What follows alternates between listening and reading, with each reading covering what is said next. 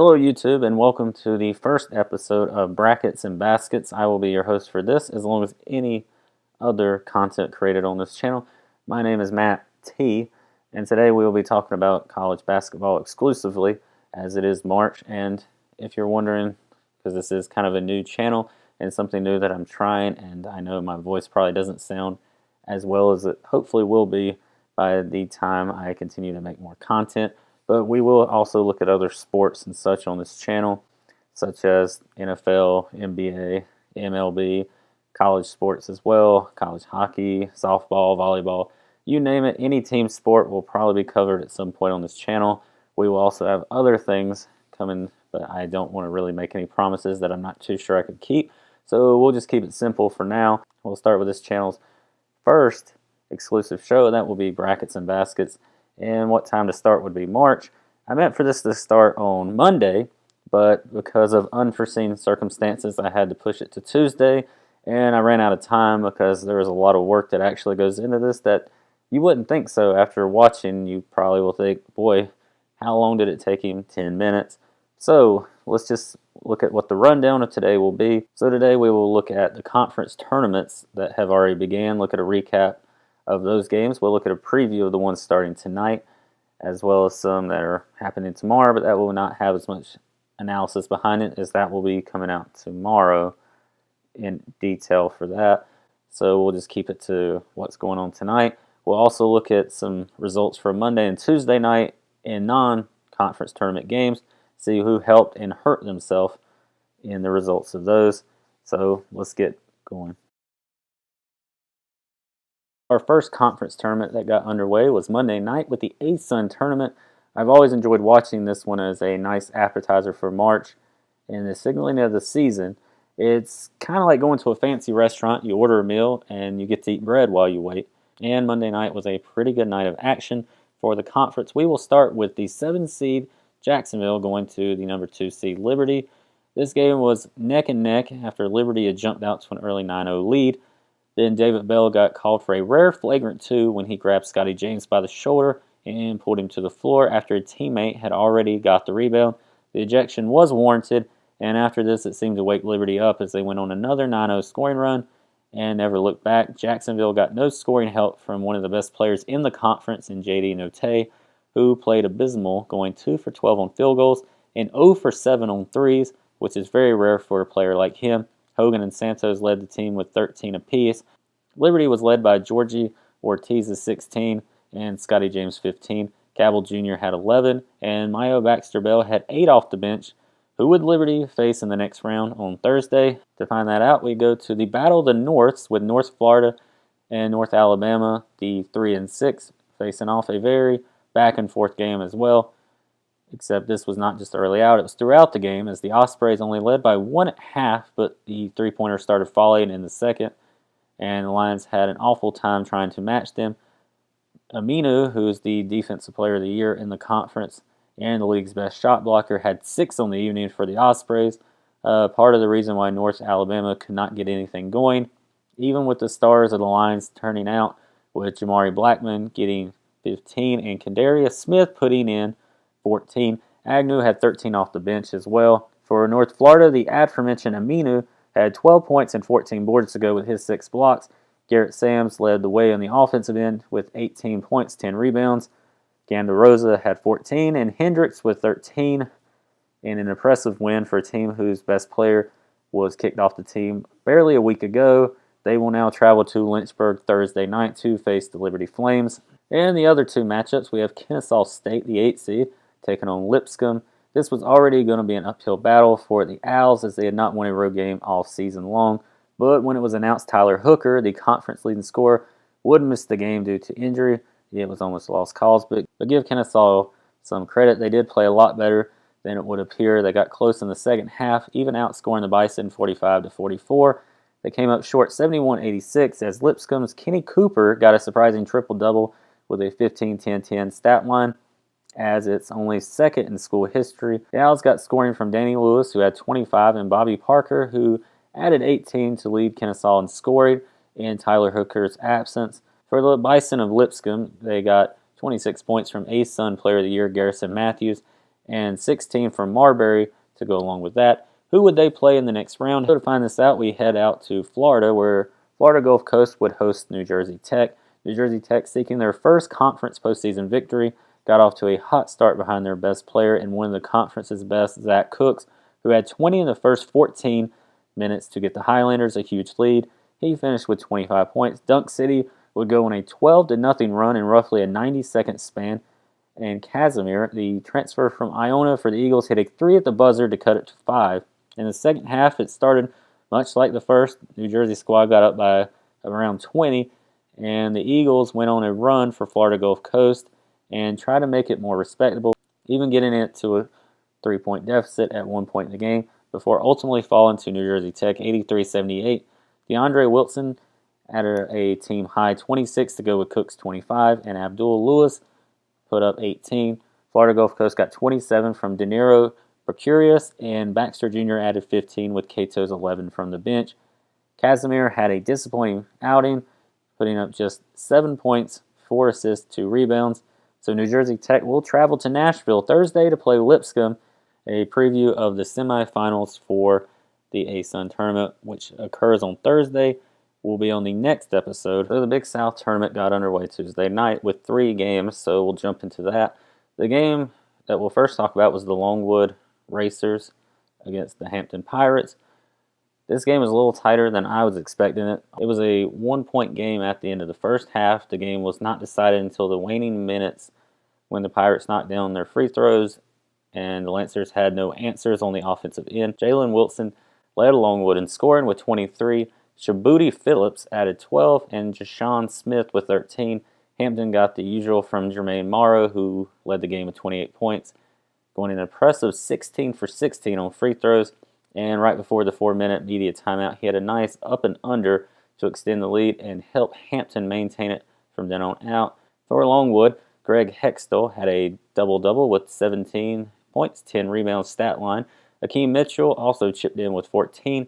Hampton will go on to face Campbell in the next round on Thursday at 6 o'clock Eastern Standard Time, with 2 of the best scorers in the conference going at it in Chris Clemens and Jermaine Morrow, which we will get to on next episode. The second game was between USC Upstate, the Spartans, and the Buccaneers of Charleston Southern. This game was a lot closer than it appeared, as the final score would show, as it was back and forth most of the first half. Even with USC Upstate leading at certain points, the Buccaneers tied it up at 29 at the half. In the second half, at the 16:53 mark, Josh Aldrich would hit a 3, his only made field goal of the game, for the last lead that Upstate would have. 15 seconds later, Travis McConaughey would answer with a 3 of his own. Charleston Southern would never look back. The Spartans only had 2 double-digit scores. Everett Hammond with 17 as well as 7 boards. Deion Holmes added 10, and the freshman Brandon Martin had 8 coming off the bench. Christian Keeling lived up to what he has done the entire season as well as career, scoring a game-high 22 points. The aforementioned Travis McConaughey was the only other double-digit scorer for the Buccaneers. And I just realized this conference has 2 teams named after nautical bandits. But, that's neither here nor there. He chipped in with 19 off the bench, McConaughey did. They advanced to play Winthrop Thursday at 2 o'clock Eastern Standard Time. The final game of the night was the UNC Asheville Bulldogs against the Presbyterian Blue Hose, in a game full of highlights that was very one-sided. Asheville was never in it and never held a lead. A little over 10 minutes into the game, and it was already a 20-point deficit. It never got close, as Presbyterian would hold on and win 56-106. The only highlight of the evening for the Bulldogs was Tejon Jones, who had 15. Luke Lawson did contribute with 8 off the bench, and Vaughn Baker, who was averaging 16 points per game, couldn't get anything going from the field, and if he's not going, Asheville isn't going anywhere. This was indeed a rebuild year for all the talent they lost last year, as well as losing their coach to Mid-Tennessee State in the offseason. For Presbyterian, the starters didn't really live up to my projection. Francis Lewis had 12, leading the starters, and Hightower with 10.7 rebounds. Adam Flager had about half his season average with 8. The bench really stepped up, scoring a whopping 67 points, 24 from J.C. Younger, 22 from Romeo Couch. Asheville had only 22 bench points. The Blue Hose go on to face Radford at noon on Thursday. And we will talk more about the Big South tournament for the next round and preview the rest of its tournament tomorrow on Brackets and Baskets. Now we'll head out to the Horizon League, where the IUPUI Jaguars took on the Wright State Raiders in a game that never really felt as close as the defending Horizon League tournament champs and 1 seed Wright State. Even though their mascot's a dog, they're named Raiders, so it's kind of confusing like the Cleveland Browns mascot. But anyhow, they took care of the Jaguars from Indiana, the latter only having 1 double-digit score in Jalen Manette, who had 17. The senior DJ McCall put in 9, coming closest among starters to get to double digits. Grant Weatherford only had 3 points, but was key on the glass with 9 boards. The victor only had 1 starter, sneaking into that double-digit column. Loudon Love also flirted with a double-double with 13 points and 9 rebounds. Billy Wampler had 18 off the bench, and Malachi Smith with 11, and Skylar Potter had 12 to help the bench total 41 to outscore IUPI's 23 bench total mark. Who would the Raiders play on Monday? However, we'll go to the next game that was being played between USC and UW Green Bay. This was the other entertaining game of the night in the mid-major conference play between the 4 and 5 seeds. This was another back-and-forth, well-played game. It was never one-sided at all, and going into the last media timeout, the Flames were in control by 5 with 2 freebies by Travion Bell out of said timeout. Got UW Green Bay back in it. Cohen would convert an and 1 about a minute later to tie it up. Tarkus Ferguson would turn over the ball, which led to a PJ Pipes jumper to gather the lead for the Phoenix. With 28 seconds left, Cohen would score, but not even 10 seconds later, Tarkus Ferguson would try to redeem himself from that turnover by knocking down a 3. Then Jaquan McLeod would hit 2 free throws with 15 to go. Godwin Bohin would then turn the ball over near his own bench, and after review, it was rewarded to Green Bay, where McLeod would add 2 more free throws, and the Phoenix would advance to a Monday showdown with the number 1 seed Wright State as they took this game 82-77. We'll have a preview of that game on Monday. So let's head out to the Patriot League tournament, where they started their first round of action on Tuesday night with a pair of matchups between 7 and 10s and 8 and 9s. We'll start with the 7 and 10 matchup with Holy Cross going to Lafayette. Talk about a heck of a game. This is one of the best of the mid-majors on Tuesday night. This was back and forth throughout. Caleb Green for the Crusaders would hit a layup to go up 7 with 90 seconds to go, but Jaworski for Lafayette would hit a quick 3. Then Holy Cross's Floyd would miss a pair of free throws, which Lafayette didn't get the rebound, so they had to foul Copeland for the Crusaders, who would also miss his free throw. This time with the rebound, the Leopards would miss a 3, but Jarrett would get the second chance layup and a and 1 to go with it with just a little under a minute to play. Caleb Green would hit a jumper. Then after a free throw apiece, Lafayette would get a chance to tie. Petrie would miss, and then on a second chance 3 by Jarrett, it would rim in and out. Holy Cross closes it out with a pair of freebies by Floyd, and the Crusaders survive and advance. Javier Floyd had 24, a game high, to go with his 8 rebounds. Jacob Grandison had an impressive point rebound stat line of 22 and 16. Caleb Green rounded out the scoring for the Crusaders with 17. The Lafayette Leopards got 22 from Justin Jaworski in defeat and a double-double from Lucas Jarrett, 10 and 12 boards. And Alex Petrie contributed with 23 bench points. Holy Cross will travel to Pennsylvania to face Bucknell at 7 on Thursday night. The next matchup was between an 8 and 9 with the Boston University Terriers hosting Loyola, not the Loyola from the Final Four, this Loyola. And one of the games I got wrong on Tuesday night was this one, as I felt Loyola had the advantage, but Boston led by 4 at the end of the half, and after that was neck and neck most of the second.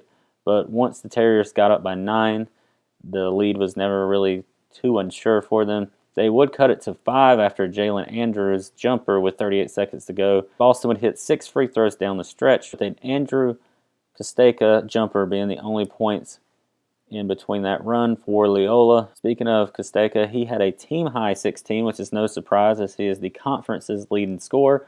And Andrews had 14 points and 11 boards. Boston University got a first-round high from Javante McCoy with 30 on 10 of 15 shooting, 4 of 6 from 3 Tyler Scanlon had 15 to help out in that column, with Max Mahoney flirting with a double-double with 12 points, 9 rebounds. The Terriers of Boston will head out to play Colgate at 7 as well on Thursday, and we will have a preview of those second-round matchups on the next show. So this is a segment that we will do on a regular basis. Mostly it will be a January through March type of spiel because it's more about postseason implications with wins that help you and losses that hurt you. And we will start with Monday's action. We will start with the help themselves. The first team that helped themselves was Virginia by putting themselves in the driver's seat for the ACC regular season crown once again. As long as they take care of the Cardinal of Louisville on Saturday, they are guaranteed at least a share of the conference crown. But if Duke beats UNC on Saturday at 6 o'clock in Chapel Hill and Virginia wins, then they will be the outright winners. But at the very least, they will get a share of the title. Texas Tech and Kansas State were the other two schools to help themselves on Monday night. And it's kind of the same with what I said about Virginia. With wins, both these schools in the Big 12 are now in line for a share or outright title, depending on the outcome of their Saturday games. Texas Tech goes to Ames, Iowa to play the Cyclones, and the Wildcats host the Sooner squad, who just got a great home victory over the Jayhawks, ending their hopes for a share of that regular season title. If both K-State and Tech win, they share the title, and if both lose, they do as well. If one wins and one loses, then obviously the winner is the outright champion, and we should know by Saturday night. And now for the people who hurt themselves on Monday night. That would be only one team, Syracuse. They needed a good outing at the very least, with this being the last quality team on their schedule, as Clemson could help them a little bit, but I don't think a win over them potentially moves up them seeding-wise. And also, if they would have beat Virginia, their seeding in the ACC tournament would have been a little bit better, but now they're more than likely a 6 or 7, depending on Louisville and Virginia's outcome on Saturday, as well as their own against Clemson. Now for Tuesdays, who hurt themselves, Duke is the first team on that. After being favored by 24.5 points against the Demon Deacons, the Blue Devils barely held on for a 1-point victory, winning 70-71. This did not help Duke in the slightest because if Zion doesn't come back before Selection Sunday, they may lose out on a chance at a 1. Not that getting a 2 seed is that bad, but with as many top recruits as Duke has, it's very unique that losing one player has them so up and down and inconsistent, and it's a little disheartening heading into March when you're struggling with Wake Forest, who is challenged for probably the worst team in the power conferences this season, with most of their wins coming in a non-conference. The other team that kind of hurt themselves was, I'm not going to say fully hurt themselves, but was Mississippi State. I really thought the Bulldogs would give a little more of a fight than they did against the Vols. I know Tennessee is a great team, but if Mississippi State could have just hung in and cut it to probably within single digits, that would have probably helped their net ranking, as Texas A&M is the last team on their schedule. So the only quality win that's available would be next week in the SEC tournament potentially. Probably a lock in the tournament if I had to guess right now, but it would be nice to get a win or two just so you don't have to sweat it out on Selection Sunday. So the third team is Kansas, and what can I say about the Jayhawks? They just did not show up on Tuesday night in Norman, as Oklahoma took care of Kansas, sending their dreams of 15 straight conference titles into the dark abyss. I do think Kansas will be fine in the tournament, but I don't see them going any further than a Sweet 16, maybe an Elite 8. It's just been a really rare year for Kansas, and even though it is a down for them, most of the teams in the nation would take this season every year, year in and year out. It's just because it's Kansas that we expect a little bit more and believe that they should still be a top team every year. And, I mean, they still are a top 20 even with this loss, and who knows what will happen in the Big 12 tournament. They could win that outright. The fourth team that hurt themselves was Alabama, a team that really was in need of a signature victory. Alabama is the fourth team on this hurt list, a team that really was in need of a signature victory to solidify being in on the projection. They had a great chance against Auburn, who, even though they have been sliding, would still be a quality victory. The game was tied at 60 apiece with about 80 seconds to go before Auburn would score 6 in a row to take the W. Bama has a road game in Fayetteville against the Razorbacks left in the conference tournament. where they will probably have to do what they did last season, I feel like, to get in, even though last year they were in the 8-9 game, so guess they weren't as far off the bubble as I had thought going into Selection Sunday. Purdue is the last team that hurt themselves on Tuesday night. The Boilermakers just had to win out, and they would have took the conference title and almost made a heck of a comeback in the barn against Minnesota. What appeared to be a turnover at the end of the game, the refs decided it was off a Purdue player with about 4 seconds left to play, and Minnesota finished it off from there. Now Purdue is in a 3-way tie and can still get a share of the title with Michigan State and Michigan facing off, eliminating one or the other. But it's kind of hard to look at for the Boilermakers because they could have won this title, and on paper they have the easiest of the schedule remaining, and they play Northwestern on Saturday. But with a chance at tying for the Big Ten title, just a share in a year where you thought you were rebuilding after all the players that you lost is still a win for Purdue. So I don't want to think of it too much as a hurt, but it would have been cool to see a team in a rebuild mode win arguably the best conference in the land this year. But that does transition us to the help category for Tuesday night, and that was Minnesota, who helped their bubble status so much more with this victory, as they were in real dire need of a quality victory as they were hovering on the bubble. Their key victories coming into this game was Iowa, Wisconsin, and Washington, so they really were in need to just help their net ranking a little. As of Monday, they were 56 in the net, so they were getting closer and closer to probably being a lock, but they probably have to fare well in the conference tournament, winning a game or two. So the next one is a trio of teams, and that would be the Tar Heels of UNC, Tennessee Volunteers, and Kentucky Wildcats. These 3 of the top 10 teams in the nation really helped keep their conference title hopes alive, as well as 1 seed in the NCAA tournaments. UNC beat Boston College, setting up the Duke matchup, as I discussed earlier when discussing the Virginia stuff. Tennessee has Auburn on Saturday, and they're leading LSU by half a game, as LSU will play Florida tonight, and the Wildcats have Florida as well, but not till Saturday, obviously, and they are currently a game back, so a lot will need to happen. But with a win over the Rebels, it kept the conference title hopes alive for Kentucky. You could add Michigan State beating the Cornhuskers here as well, as now they can win the share of the Big Ten title if they beat the Wolverines. Florida State, talk about a heck of a win for the Seminoles. They really needed the win, as it solidifies them as a double-bye team in the ACC tournament and gives them a quad 1 victory. Virginia Tech is not on the hurt list because they kept the game close, and being a 5 seed in a conference tournament is sometimes a positive, as it gives you a chance to get used to playing on the neutral site before playing the better teams in the conference. So the last 3 teams that really helped themselves on Tuesday night was Buffalo and Virginia Commonwealth. Both wrapped up their conference titles, with Buffalo edging Ohio in a tight one, 82-79, and that ties them for the most wins in a season with 27 in program history, while the Rams demolished George Mason 71-36, holding them to only 15 points in the second half.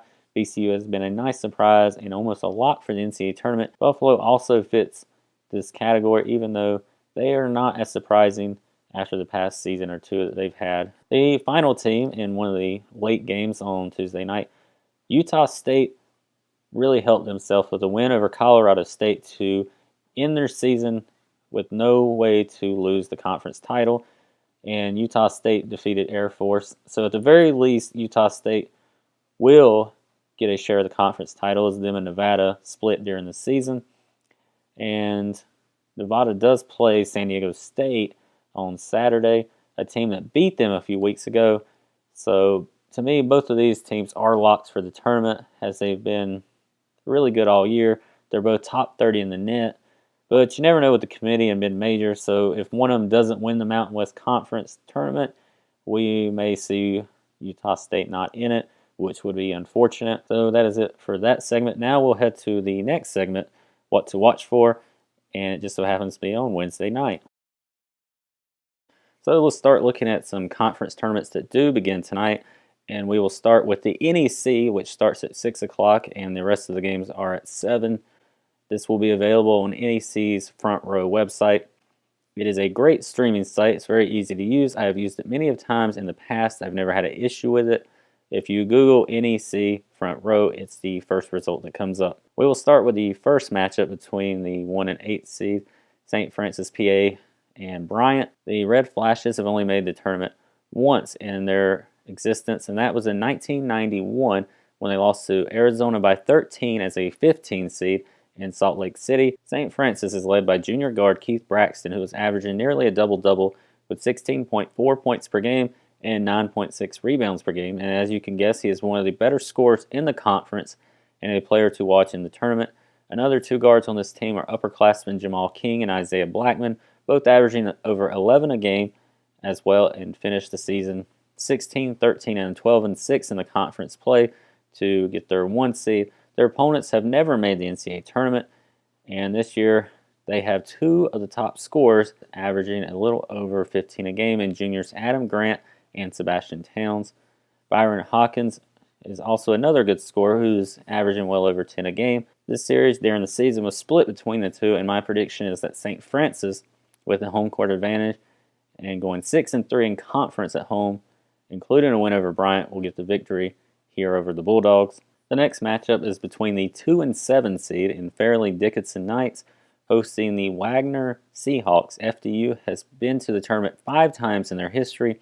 Their last appearance was 2016 and a loss to Florida Gulf Coast in Dayton for the first 4. In my opinion, FDU has the best players in the conference. There are a lot of players to watch for them throughout this week and potentially next week, as Darnell Edge, who has one of the cooler last names in this tournament, is a senior guard averaging a little over 16 a game, one of the NEC's best scorers, and leads the conference in three-point percentage. He is joined by the third best assist man in the conference, Jaleel Jenkins, who is averaging a tad bit over 4.5 a game, and he's got 13 points to go with it. Mike Holloway, who seems like he's been here forever, is at a 12.4 points per game and 5.6 rebounds a game stat line. Xavier Malone averages a little over 11, and rounding out this team with Caleb Bishop, who is just a tick below 10 a game points-wise, and he's averaging a little over 6 a game rebound-wise. The 7th seed Wagner has only one NCAA tournament appearance in their team history, and that was in 2003, getting beat by Pitt in Boston. This year, they are led by one of the school's best players in fifth-year senior Ramon Saunders. He's one of the best players in all the conference, and if you haven't watched him play, I suggest you do, especially being this could be his last game in college. He's averaging 16.7 points and 7.2 boards. His other senior teammate, Elijah Davis, is a good player in his own right. He's averaging close to 12 points a game. AJ Sumbry is the post presence, averaging around 6 a game on the boards. They split the season series with the home team winning both, and one reason why I'm going to go with FDU in this one, as well as the 5 players I just named with them. I am really high on FDU, and this is the game I would suggest viewing if you're choosing between the 4 tonight. So next up, we have the 3-6 matchup between LIU Brooklyn and Sacred Heart. This game features 2 top point getters in the conference and an assist. First, for the 3 seed Sacred Heart, searching for their first ever appearance in the NCAA tournament, senior guard Sean Hohen may be the one to help change this. He's averaging 17.9 a game, and his partner in crime, EJ Anasik, averaging over 14 a game and 8 boards. Kareem Ozair, a freshman guard, is also averaging 14 a game and has been a nice addition to this season. Cameron Parker, one of the top assist guys, is getting an impressive 7 assists a game, which is really high in college basketball. The team they will face, though, is the Blackbirds of LIU, who have 7 appearances in the Big Dance, searching for back-to-back appearances this year after losing in the first 4 to Radford in 2018. Returning starter from that squad, Raquan Clark, has helped coach Derek Kellogg's team greatly, averaging close to 20 a game and almost 7 boards. Stretch forward Tyron Flowers has also helped out on the boards, and in the points categories, he's getting well over 13 and 6. Another returning player is Jashawn Agosto, who's got 10 a game himself and dished out 5 assists to go along with it. I have this as a tightly contested matchup, as they too have split their season series with the home and away. With that in mind, I'm going with an upset with the experience of the Blackbirds getting into the next round of the NEC tournament. The final matchup of the evening for the NEC first round tournament is between the 4 and 5 seed with St. Francis, New York, and Robert Morris University. RMU has been to 8 NCAA tournaments, the last being in 2015 when they went 1-1, beating North Florida in the first four and losing to the eventual champs Duke. This year, they are led by a trio of 10-plus a game scorers in Josh Williams, Charles Bain, and Malik Pettaway. Pettaway coming off the bench most of the time. The last two also average around 5 boards a game. And we can't forget Matty McConnell, the senior, closing in on 10 himself, as well as close to 5 rebounds a game. On the other side, the Terriers have no big dance experience, but they do have a trio of scorers. Sophomore guard Jalen Jordan has a tad over 15 a game he's averaging. Glenn Sambria with 12 and a half almost, and Chauncey Hawkins with 11 and a half himself. Hawkins comes off the bench mostly all this year in the 28 games he's appeared in. He has no starts, but he could be the difference maker here in March. I do have Robert Morris advancing because of the senior leadership, and they've been here, done that, winning at the very least one game a year in this tournament for the last couple of years. So it also helps that they were 2-0 against St. Francis on the season. And usually it seems like senior leadership is something that gets a mid-major team to the next round over a team with underclassmen. The rest of my projections will follow suit, and I'm not going into detail because it's mainly hypothetical, and I would not want to waste more of your time than I probably already am. So I believe St. Francis PA will beat LIU Brooklyn in the next round, and I have FDU beating Robert Morris, with the Knights of Fairleigh Dickinson winning another berth into the tournament this year. And there's no surprise in that, as I was pretty high in my praise for them earlier in this preview. Our next conference we will look at that starts their tournament tonight is the OVC, which is set up just for 2 games a day in a format with multiple byes for the top 2 seeds in Belmont and Murray State. The tournament is very intriguing if you enjoy offensive players, and we will preview the first 2 coming on tonight. The first game being played in the Ford Center is between the 5 seed Morehead State and 8 seed SIU Edwardsville. For the Eagles of Morehead State, the last time they were in the tournament, they were upsetting Louisville in the first round of the 2011 Big Dance before falling to the Spiders of Richmond. This year they feature a trio of upperclassmen scorers who can all stretch the floor, with Jordan Walker, the most impressive of the players, with an average of 15.6 points per game. Lamontre Harris has 13.5 points per game, with a little over 8 rebounds to go with it. And A.J. Hicks is averaging a little over 12 a game himself in the points category. The Cougars of SIU have no tournament berths, but they did barely squeak into this tournament in a 4-way tiebreaker, getting the last spot out of those 4. They have a quad of double-digit scores. Like I mentioned, this is an offensive-heavy conference. David McFarland, a senior guard, averaging close to 14 points a game. Brandon Jackson, a forward, who's averaging just a little bit under 14 points per game and a little over 6 rebounds a game. He's also joined with Tyrese Williford, who's averaging around 13 a game points-wise. And Cameron Williams, a freshman, is adding exactly 10 a game. SIU actually beat Morehead earlier this year at home in their only contest they were in against each other. I'm still going with Morehead State, as I feel the upperclassmen experience will be enough, especially behind Jordan Walker, who will go on to play a fantastic matchup with the Governors of Austin, PA, which is a must-watch game if you ask me. The second game of the evening and last of the first round matchups is the 6th seed Eastern Illinois Panthers and UT Martin Skyhawks. The Panthers have 2 big dance appearances in their pocket, one from 1992 and the other from 2001, losing to Indiana and Arizona as 15 seeds both times. This season, however, they are led by Josiah Wallace, a sophomore guard with 15.2 points per game on his stats, and another sophomore, Max Smith, who has 12.8 a game. And we can't leave out Ben Harvey, who is a freshman averaging a little over 10 points a game himself. This team is very reliant on underclassmen, but that's not a knock on them because they have had a lot of success this year, even though they have a under 500 record mark. The Skyhawks have no NCAA experience, but they do have some experience with Quentin Dove, a stretch forward who's averaging close to 5 rebounds a game. Delfinko Bogan has 11 points a game, and Preston Parks with a little over 11 himself, with Derek Hawthorne close to 10. The exact opposite of Eastern Illinois. They are very upperclassmen heavy, and that's why I'm going with the upset. Something about these tournaments and the experience matchups just have me favoring the teams with experience. Now, like I said, I don't want to go too much into my predictions for the entire tournament, as I don't want to talk about hypotheticals too much. And when we get to the next round, we will preview that in the next episode of Brackets and Baskets. But the rest of my predictions look like this. Austin Peay over Morehead State in the next round. Jacksonville State over UT Martin. And setting up on Friday, a matchup between Belmont and Austin Peay, which really should be a very high-scoring affair, with Belmont taking that one, even though Terry Taylor will make it difficult on the Bruins. And then I have Ja Morant and Murray State over Jacksonville State. And then a great conference title game between Belmont and Murray State, with Belmont winning surprisingly. Even though most analysts really like Ja Morant, I think Belmont's the better team. But I do hope that the Racers can somehow get an at-large berth, because they have been a fantastic team to watch all year, and their resume is actually pretty decent as well.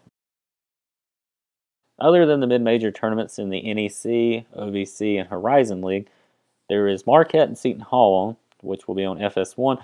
Pirates are on the bubble. The Golden Eagles have lost 2 straight and are in need of a rebound win, so both teams have something to play for going into this game. The other game, which will be on ESPN2, LSU and Florida. LSU needs a win to stay atop of the conference and potentially guarantee a share of the title, with Vanderbilt their only remaining game. Florida is still being discussed by some as a bubble team, so this would be a really good victory for them, even though I think it's going to take a lot of wins to get them even close to the discussion. The third game, which is not on TV, but if you could find it somewhere, that would be fun to watch, is New Orleans and Southeast Louisiana, a game with seeding for the Southland being impacted. Unfortunately, like I said, this isn't on your TV, but if you could keep up with it online between commercials of a game you're watching on TV, it would be nice, because it would prepare you for next week's tournament in the conference. And they both are trying to keep up their wins, because Lamar is challenging them for one of those last byes, as they are set up like the OVC tournament. 2 of the late games to watch out for is Fresno State and San Diego State, which should be a competitive game, both fighting for that 3rd seed in the Mountain West Conference tournament. So if you're up late, CBS Sportsnet is the place to be. And then if you're not into that and you want to watch some Pac-12 basketball, Oregon State and Washington, a 10 o'clock tip, will be on as well. These are 2 of the better teams in the down year for the conference. The Beavers have been on a couple times that I've got to watch, and Tinkle in particular, it's a really fun player to watch. Washington is the team in the conference to beat, and can't afford another loss that they had like last week against Cal. And that is what to watch for Wednesday night in college hoops. Thanks again for watching, folks. I hope you enjoyed, and like I stated earlier, this is kind of a new channel. There's a little trial and error that I'm trying to get my footing. Or is it feeding? It's footing. I'm pretty sure it's footing. Yeah, it's footing. Like I said, I'm trying to get the ins and outs of this going. And this is going to be more than a college basketball channel, in case you're watching this and thinking, boy, what if he talked about another sport? We will be talking about other ones. Once the tournaments start dwindling down, we will venture into other leagues like the NFL, NBA, NHL, MLB, even AAF and indoor football, hopefully. And we'll even do a lot of college team sports such as softball, football, hockey, volleyball, just to name a few as well. We will also have some other items of interest, but I don't want to get too ahead of myself. Thanks again for sitting through this. I hope the more content I create, the more my voice becomes a little bit more professional and a little bit more cosmetically pleasing to the ears. And if you want to know when my new content arrives, hit the subscribe button and possibly the little bell. I appreciate it. And until next time, I'm your sport guy, Matt T. See you next time, YouTube. I couldn't get feeding or footing right. Even now, I'm second guessing which one's right or not, even though when you type it in, it automatically tells you. You know, somewhere in this world, my 10th grade English teacher is really ticked off at me. Who am I kidding? She's more like, hey, he butchers the English language. And she's probably like, why is this guy so wooden? That'll get better. I'm pretty sure. Ocean Man.